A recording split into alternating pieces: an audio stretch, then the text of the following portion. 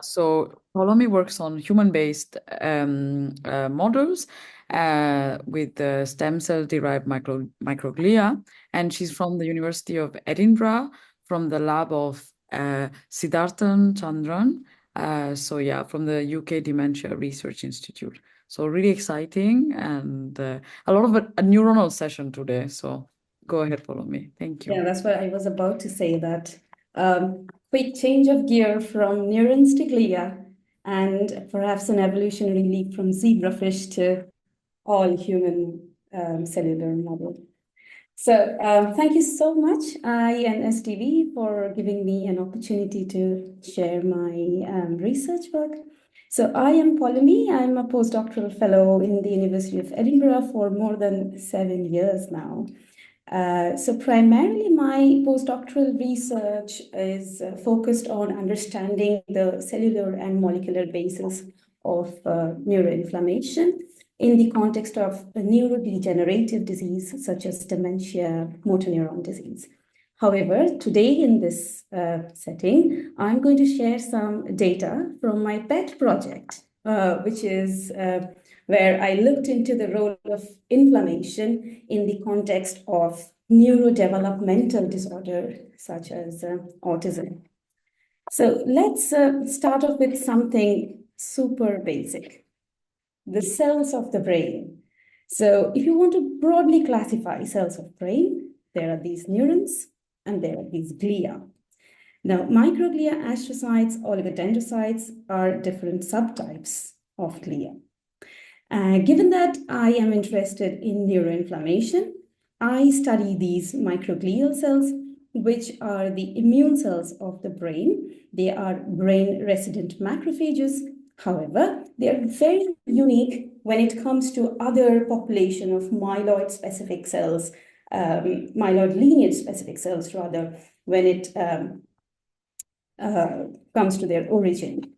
Moving on to functions of these cells, they can perform homeostatic functions, such as they can survey the brain parenchyma, they can regulate the neurogenesis, they also help in synapse development and maintenance. They also ensure the structural integrity of blood-brain barrier, and they are phagocytic in nature, wherein they can remove the dead cells of your brain, or maybe the myelin or the axonal debris and protein aggregates.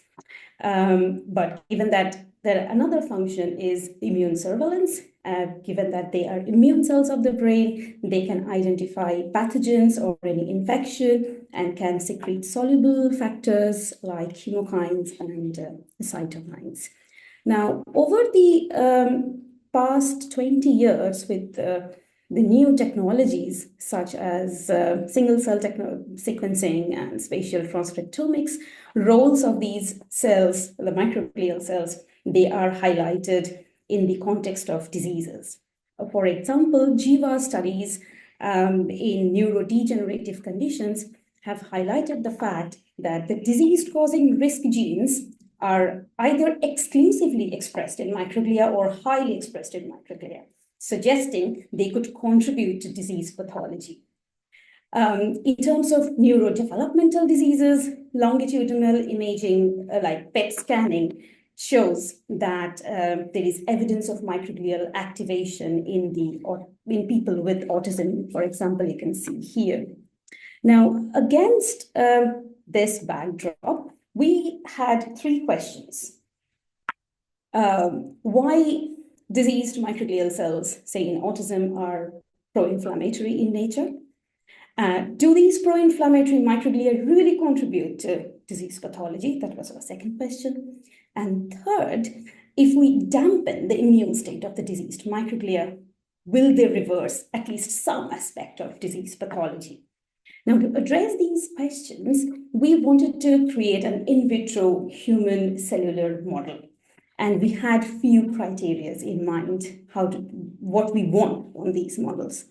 Number 1, we wanted human cells because we know there exists interspecies difference for microglial cells across human and other species.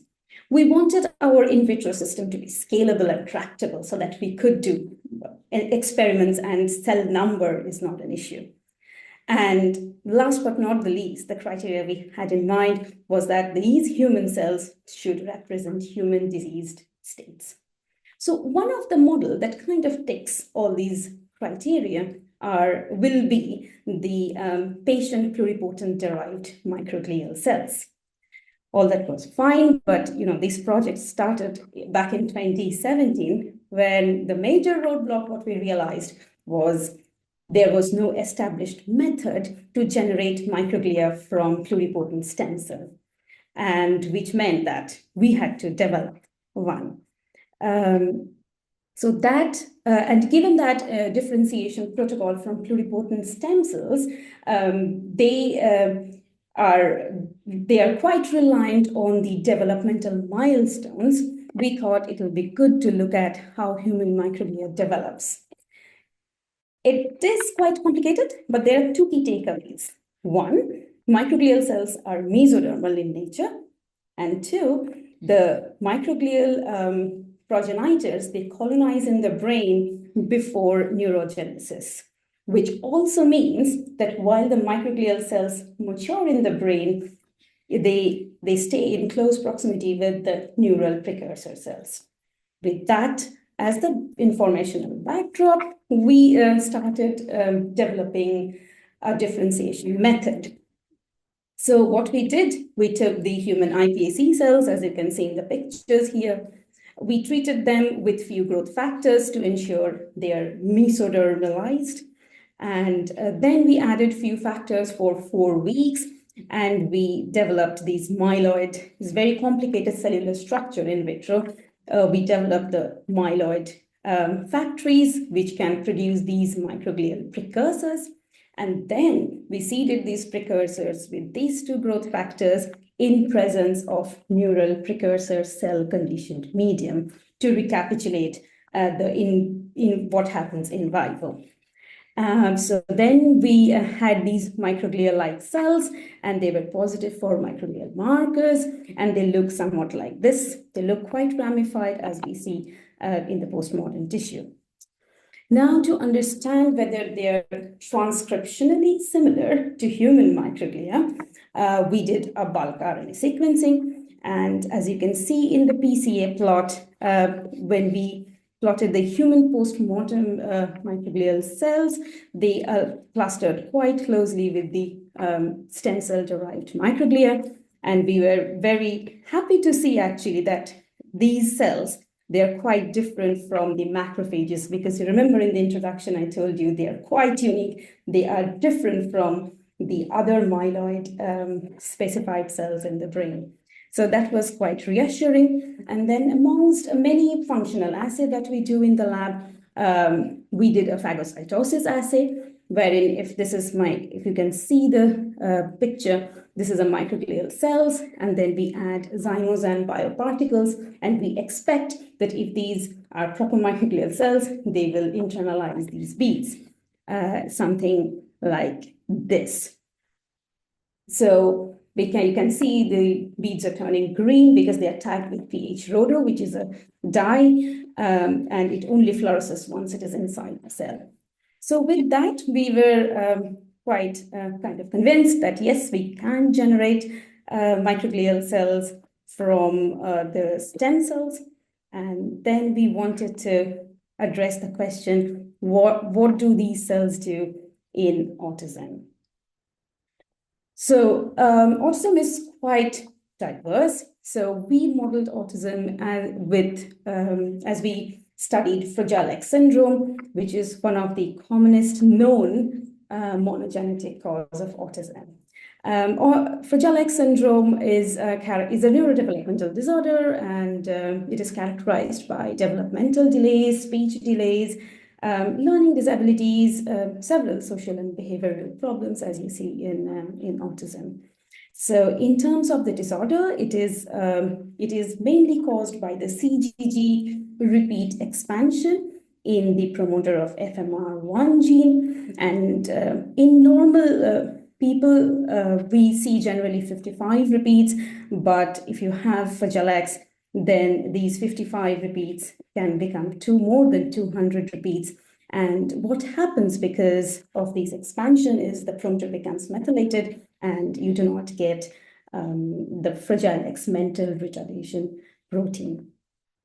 And so in other words, it's caused by loss of function of FMRP. There's a little sex bias in this Fragile X. You see more in males than females. And unfortunately, this disease stands without a cure. There's few things which is known about Fragile X in terms of cell-specific dysfunction. Neuronal hyperexcitability is one of the most prominent dysfunction which is known in this disease. There are a lot of studies from contribution of astrocytes, which is also a subtype of glia, saying that the trophic support is reduced in the diseased astrocytes. Coming to microglia or immune cells, we see increased level of pro-inflammatory cytokines in the peripheral blood in these Fragile X patients, and which means that there is immune dysfunction. And of course, we also see microglial activation across different regions of the brain. So coming to our very targeted objective, we wanted to understand that does this loss of function of FMRP confer any cell autonomous dysfunction in these microglial cells? And the second objective is, does it impact these mutant microglial cells or dysfunctional microglial cells have any impact on neuronal physiology?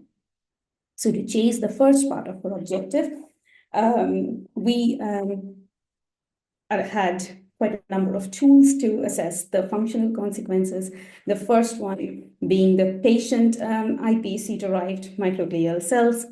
The second tool that we had was isogenic iPSC. What I mean by isogenic is if you have the CGG repeat expansion, as you can see here in the patient with CRISPR-Cas, we remove the CGG repeat and we get something like this, wherein we get the re-expression of FMRP, which takes care of the fact that you have an identical isogenic or gene-corrected pair to your patient iPSCs, and whatever phenotypes you would see in the isogenic line will not have any interference with your genetic background.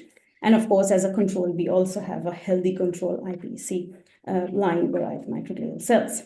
Now, as I was telling you, this disease is mostly caused by loss of function of this particular protein. So we also had an FMR null ESC line and its control line. So with all these tools, we first checked whether we see a loss of FMRP in these cells or not. And we were very happy to see that the mutant Fragile X microglial cells, they don't have FMRP. And of course, the FMR1 null line did not have any FMRP. So moving on, the first assay that we did was to check the pro-inflammatory nature of these cells at a basal level. So what we did, we conducted a cytokine array of 22 cytokines, and indeed we saw that the diseased microglial cells, they were very, very pro-inflammatory when compared to their gene-corrected pair or the isogenic control. We saw similar trend in the FMR1 null iPSC-derived microglial cells, meaning that what we see here could be driven by loss of function of the protein. Now, given that NF-kappa B is one of the master regulator for any immune pathway, we stained these cells with NF-kappa B, and the way we checked for the activation of this signaling is looking at the nuclear localization of NF-kappa, and as you can see in the quantification, there is more NF-kappa B localized on the nucleus in the diseased cell. So this was about the immune function assay, and then we did a phagocytosis assay wherein we, as you saw in the video, we added some zymozyme bioparticles, and then we wanted to observe over time what is the uptake. So when we looked at the diseased as well as the FMR1 knockout cell across both, we saw a reduced uptake in the diseased lines as well as the loss of function line. Now, next up, we know that from the literature that actin polymerization and depolymerization is a crucial event during phagocytosis. That's why we looked at phalloidin, which is an F actin, the filamentous actin, and to our surprise, we saw there's a lot of polymerized actin in the diseased microglial cells while they are phagocytosing. And we also know that if you have more F actin, the cell will be deficient in the phagocytic ability. To further validate the increased F actin phenotype, we did density gradient centrifugation and other biochemical assays. And again, we confirmed that F to G actin ratio is altered in the mutant microglial cells as well as the FMR knockout microglial cells. So now, on one hand, we have identified two different functional deficit as well as their underlying mechanism. So we wanted now to understand what could be the pathway. So again, we looked into the literature and we found out that RAC1 or hyperactivation of RAC could modulate both actin dynamics and NF-kappa. So in the literature, it is quite known if you have more activation of RAC, in the sense more RAC linked or more GTP-bound RAC, it can increase both. So that's why we performed a RAC GTP pull down with the PAC PBT beads. And what we saw was there is more activated RAC in the mutant microglial cells as well as in the FMR1 knockout microglial cells. So given that we identified hyperactive RAC1 could be the signaling pathway that is driving these two phenotypes, we questioned what if we add a RAC inhibitor. So we got this commercially available RAC inhibitor and we treated the diseased microglial cells, which is the MFXS-MG and the FMR1 knockout microglial cells, and we again did these assays. So if my video performs well, then I'll be able to show you. So this is how the reduced uptake of the beads in the Fragile X microglial cells, and when we treat with RAC, there is an increase in the uptake of the beads, as you can see in the graph. This is the mutant microglial cells, and in the dotted you can see there is an increased uptake while the mutant microglial cells were treated with RAC inhibitor. Now coming to the next assay, wherein we assessed the NF-kappa B pathway, and you can see here when the mutant cells were treated with RAC inhibitor, as quantified here, there is a decrease in the nuclear localization of NF-kappa. As a functional readout of NF-kappa, NF-kappa activation, what we can see, we did some qPCR of the pro-inflammatory genes such as TNF-alpha and IL-1 beta, and you can see here with the RAC-I treatment, there is a decrease in expression of these pro-inflammatory genes. So till now, what I have shown you is Fragile X iPSC microglial cells. They exhibit phagocytic deficit and heightened immune state.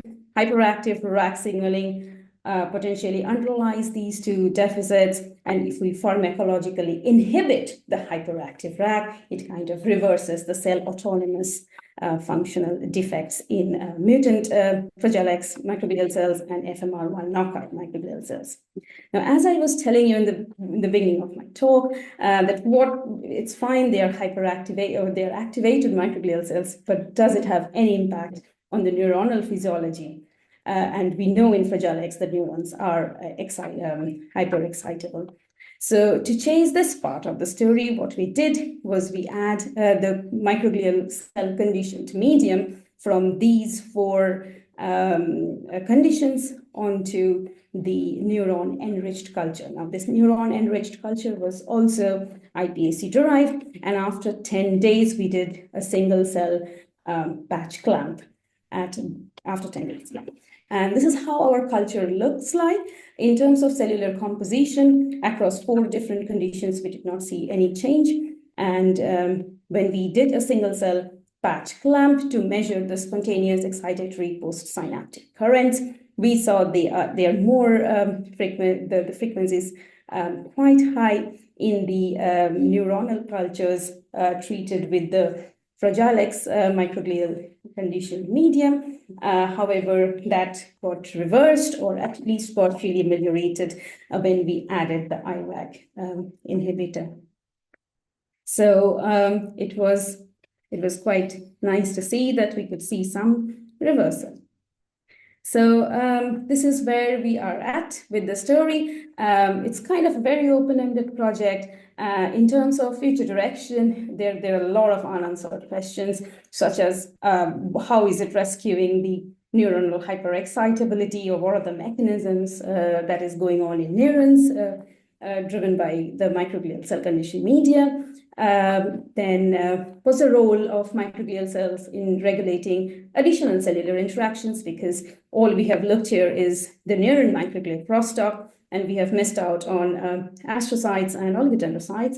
Well, these questions could be answered with the organoid model that we currently are developing in lab, which looks something like this. And you can make these organoid models with the diseased microglial cells and diseased neurons, which will recapitulate the disease. And of course, given that it is a neurodevelopmental disorder, behavior is something that we need to look at. For that, there was a master student in our lab, and she standardized the generation of chimeric models, wherein we added the human microglial precursor cells into the rodent, and they survive. So these kinds of chimeric model will be very interesting to study the behavior. So with that, I would like to thank you all for listening. In short, this is the summary. And if you want, I have only presented key parts of the work. So if you're interested more, this manuscript is in bioRxiv. Please have a look at it. And I'm planning to set up my lab, and please keep, if you are interested, you can have a quick look at my Twitter handle. I'll be posting some updates soon. And of course, if you're interested in my other work, which is on dementia, you could look up my paper, which was published last year in Science Advances. And yeah, thank you all, and thank you to my lab. And there are a few people who have directly contributed, my mentor, Siddharthan, and Joseph. As I said before, this is a pet project, and I work on multiple neurological diseases. So I also thank my collaborators. So thank you so much, and I'll be super pleased to take questions. Thank you, Poulomi. That was very interesting. Super, yeah, translational. And congratulations that you will be setting up your lab soon. We look out for that. And yeah, questions for Poulomi, guys in the chat, and then you can and then I can ask you to unmute yourself.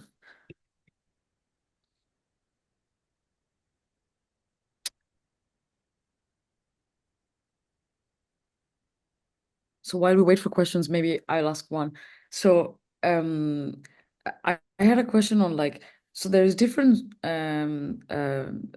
it's like autism is a spectrum, right? Yeah. And how do you go about choosing the initial candidates to you see to create autism is quite heterogeneous. So you can study genetic forms of the way you model autism could be through the genetic mutations.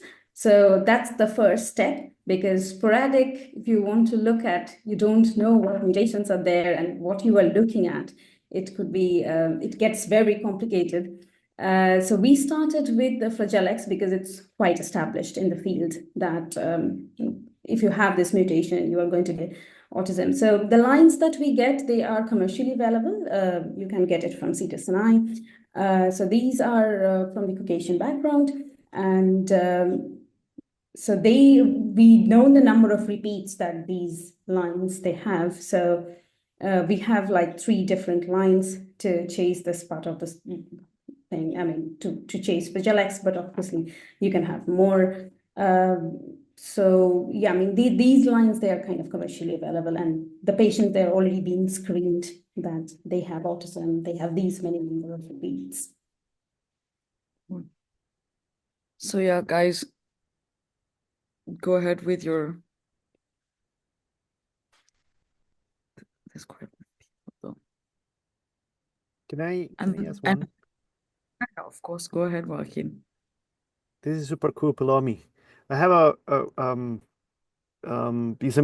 curiosity question. So if you took other cells are phagocytic that have nothing to do with clearing debris from the brain, let's say it's something that has never seen the brain, and then you introduce this mutant form of FMR1, etc., into them, would you expect a similar phenotype, or what is the microglia is the macrophage of the brain, but like, is this something that affects them directly and more specifically, or is something that may happen? So what are the phenotypes do, let's say, FMR1 mutants have? So if you want to say, for example, you want to introduce this mutation in the blood macrophages, which I've never seen anything.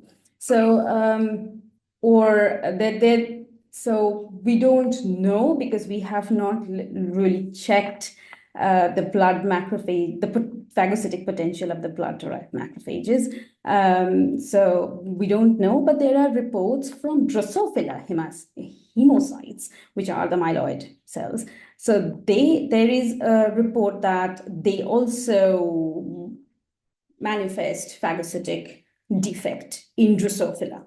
So there are a few, there is, and this disease is pretty rare and very less studied. So there is a Drosophila paper which says that yes, they have functional deficit in phagocytosis, but it will be very interesting to check peripheral blood-derived macrophages from the patients, whether they have phagocytic deficit or not. Yeah, that's a good point. Thanks.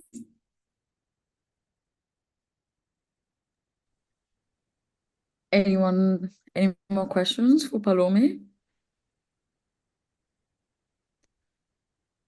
Well, if there are none, we have ended on time, which is really cool. It's 2:30 and that's great.